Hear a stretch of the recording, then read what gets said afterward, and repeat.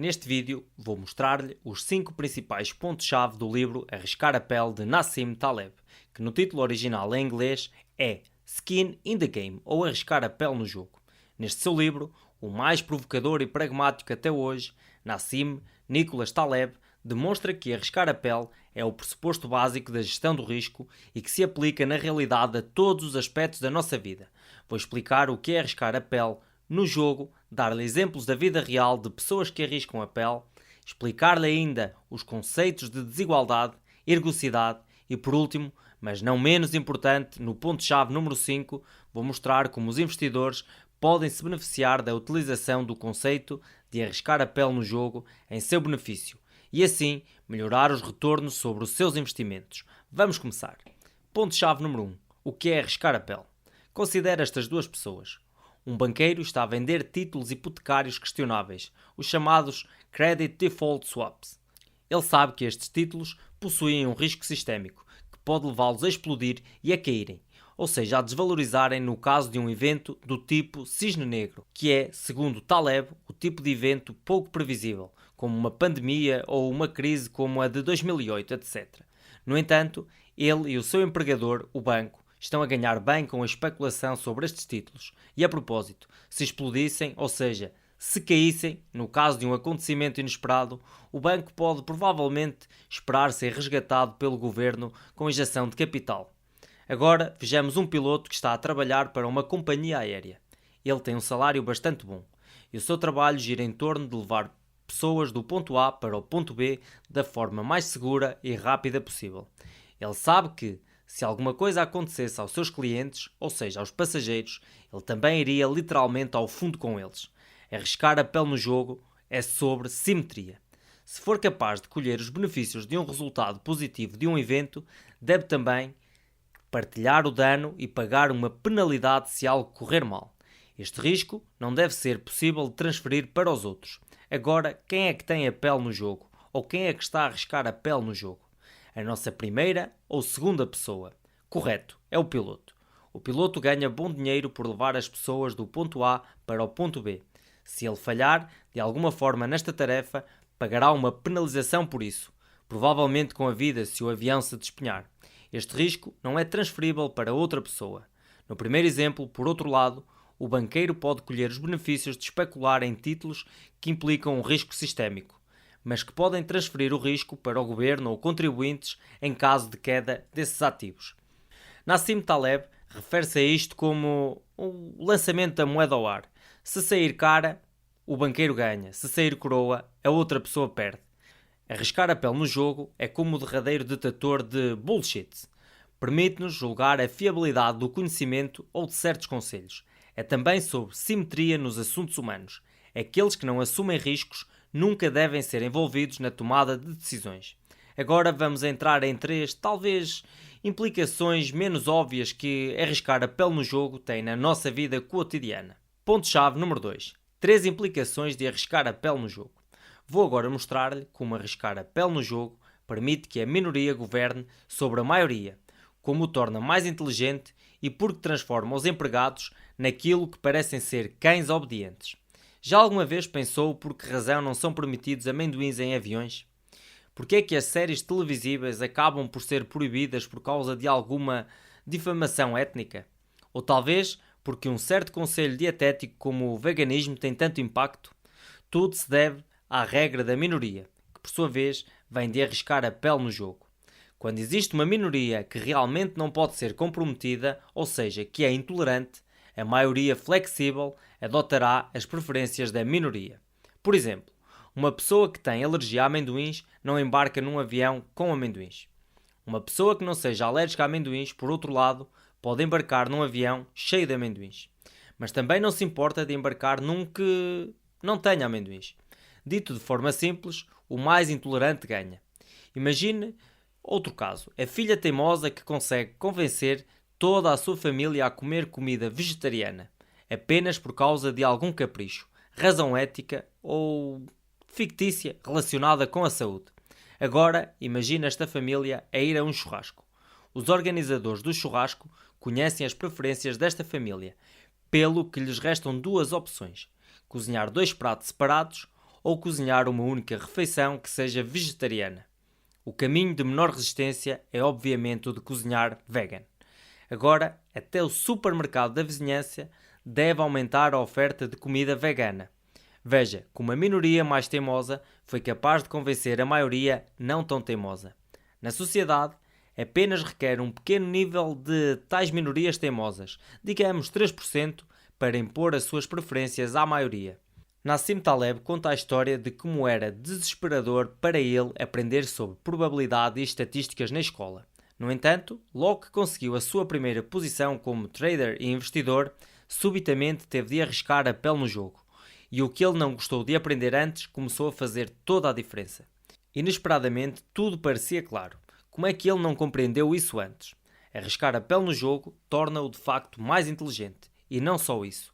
Transforma algumas atividades aborrecidas em atividades bastante divertidas, ou pelo menos úteis. Por exemplo, a leitura de demonstrações financeiras. Claro, a análise dos lucros, responsabilidades e fluxo de caixa de uma empresa não é muito interessante, mas é uma necessidade para se tornar um grande investidor. E uma vez que se tenha de arriscar a pele e há muito dinheiro em jogo, a atividade torna-se tudo menos vulgar. Há uma expressão entre investidores que diz: nunca comprar quando se pode alugar os 3 Fs. O que flutua, o que voa, fly, e o que começa com um F e contém 4 letras. Mas o aluguer nem sempre é a melhor solução. Aqui é onde arriscar a pele no jogo entra na equação. Por exemplo, contratar um empreiteiro, que é o equivalente a alugar, versus contratar um empregado, que é o equivalente a possuir. Claro, o empreiteiro pode ser mais barato em alturas em que o seu negócio não está a ir muito bem, mas o empreiteiro não é tão fiável como o empregado. Um empregado tem a sua reputação e tipicamente o seu único fluxo de rendimentos em causa se não mostrar fiabilidade para consigo como empregador. Claramente, um empregado arrisca mais a pele no jogo do que o empreiteiro. Além disso, os empregados são frequentemente mais do tipo avessa ao risco do que os empreiteiros independentes, ou seja, cães submissos em vez de lobos desobedientes. Ponto-chave número 3. Desigualdade versus desigualdade. Embora já tenha falado e referido antes que é importante não termos ressentimentos em relação aos ricos se um dia também queremos ser ricos, mas eu quero fazer-lhe esta pergunta. A que grupo de pessoas retiraria as suas riquezas se pudesse? Grupo A. Empresário ou empreendedor, músico ou jogador de futebol.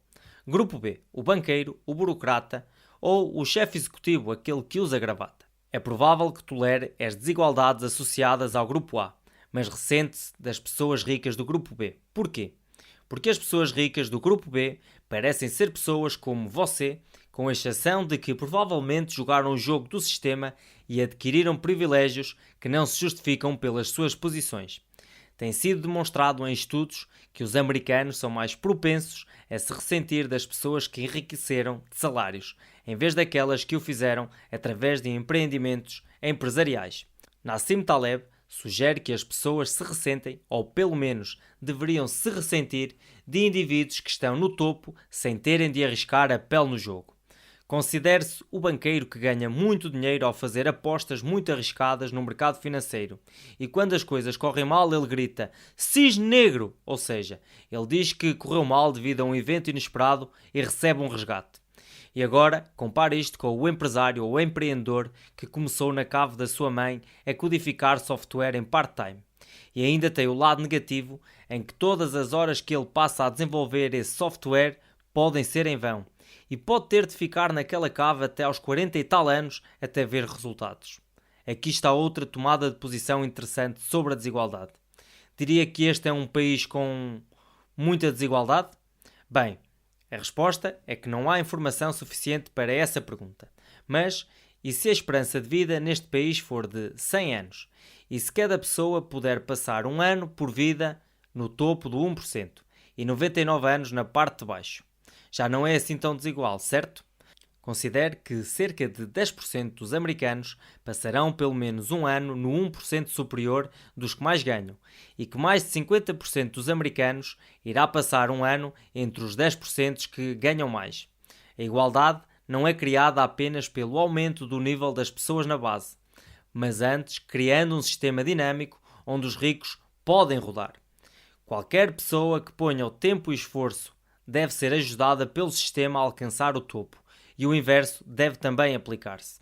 Qualquer pessoa que esteja no topo, mas que já não contribua, deve enfrentar o risco de perder a sua posição no topo do 1%. Ponto-chave número 4. Ergocidade. Considere 2 jogos diferentes. Jogo A. 6 pessoas são convidadas a jogar a roleta russa com o revólver. Você recebe $1 milhão cada vez que alguém dispara e sobrevive. E terá de pagar $3 milhões cada vez que alguém morrer. No dia seguinte, 6 novas pessoas são convidadas. Jogo B. Você está convidado a jogar também e a participar um jogo de roleta russa. O acordo é que deve tomar 6 tiros todos os dias. Recebe $1 milhão cada vez que primir o gatilho e sobreviver, mas terá de pagar $3 milhões de cada vez que fizer um buraco na parte de trás do crânio. No dia seguinte, é convidado a jogar novamente. O valor esperado dos 2 jogos é idêntico, $330 mil por tiro, mas há uma diferença importante. O jogo A envolve a chamada probabilidade do conjunto, ou por outras palavras, é a probabilidade de um coletivo, enquanto que o jogo B envolve probabilidade temporal, ou por outras palavras, as probabilidades de uma única pessoa durante determinado tempo. O jogo A preenche aquilo a que Nassim Taleb chama ergocidade. Para que algo seja ergódico, não pode haver uma barreira absorvente, o que significa algo que é irreversível. No jogo A, será possível obter os retornos a longo prazo do jogo, uma vez que cada novo dia terá 6 novas pessoas a vir jogar. Além disso, durante um único dia, não interessa ao jogador 6 se o jogador 5 morre, ele pode jogar de qualquer maneira. No jogo B, por outro lado, este não é o caso, claramente. Se arrebentar os seus próprios miolos na sua 5ª tentativa, não haverá uma 6ª tentativa. Por outras palavras, atingiu uma barreira absorvente, já não pode jogar mais o jogo. A confusão surge em relação à ergocidade porque pode parecer que um risco pontual é razoável e que um adicional também é razoável. Mas, na mesa da roleta, por exemplo, chegamos naturalmente à conclusão de que não é esse o caso. Porque se continuarmos a tentar duplicar o dinheiro para ganhar mais dinheiro ou para recuperar o perdido, acabaremos por ficar falidos. Na vida real, pode ser ainda mais furtivo. Comer um saco de batatas fritas não é muito mau, se o fizermos de vez em quando, mas fazê-lo de forma consistente todos os dias durante muitos anos fará com que enfrente o risco de encontrar uma barreira absorvente, através da sua própria morte por doença cardiovascular. Vamos aplicar a ergocidade ao trading e investimentos. Você acha que negociar com uma carteira arriscando sempre $2 mil em cada trade é uma estratégia ergódica? A questão é que, a dada altura, irá falir utilizando esta estratégia. Ou seja, existe uma barreira absorvente. Uma vez atingindo 0 na sua conta, já não se pode jogar o jogo. A menos que saia do jogo para encontrar mais dinheiro para começar um novo jogo, é claro. Mas isso é outra história. Será que negociar com uma carteira em que não se arrisca mais de 15% do seu capital total em cada trade é uma estratégia ergódica? Sim, é. Porque nunca se enfrenta ao risco de ruína. Nenhuma perda é irreversível nesta situação. Ou, por outras palavras, não existe qualquer barreira de absorção. Ponto-chave número 5. Como pode o investidor usar o conceito de arriscar a pele no jogo em seu proveito? O conceito de arriscar a pele no jogo é da maior importância para qualquer investidor. Não apenas para o investidor passivo, que deixa o seu dinheiro ser gerido por outra pessoa, mas também para o investidor ativo, que toma as suas próprias decisões financeiras. Vamos examinar como estes dois diferem. Arriscar a pele para o investidor passivo. Quando se trata de conselhos financeiros, este é um bom ponto de partida. Não me diga o que pensa, diga-me apenas o que está na sua carteira de investimentos.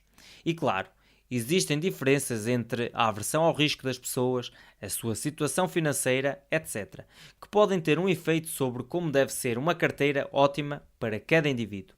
Mas, ao saber no que o seu gestor de dinheiro realmente acredita, ou seja, quais empresas ele detém na sua carteira, e usar isso como uma base para construir a sua própria carteira, é sempre uma boa ideia. Isto também pode ser considerado quando se investe em fundos geridos ativamente ou em parcerias de investimento.